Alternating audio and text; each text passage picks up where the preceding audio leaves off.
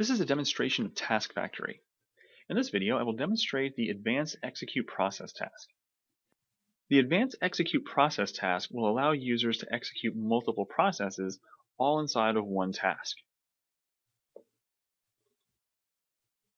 When editing this task, there are icons to add or remove processes, you can edit existing processes, and you can also change or rearrange the order.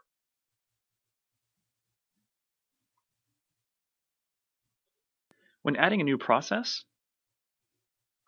there is a step name and then the step command. In this case, I'm just running a command line that will copy a particular file to a different directory. Alternatively, you can also drag and drop user and system variables into the step command.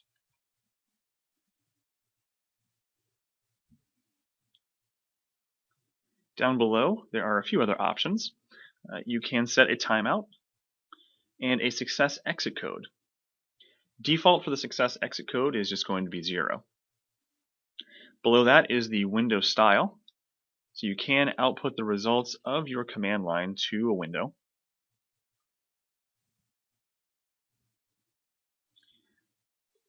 And then below that is the standard output variable and the error output variable. So for instance, if you have a value that's being returned by this command line, you do have the option of storing it inside of a variable.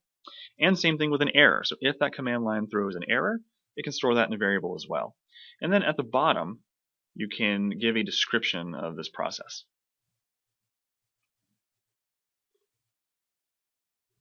In this example task that I have set up here,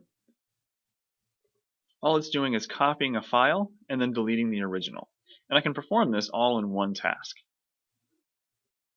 This is just one of the many features of Task Factory.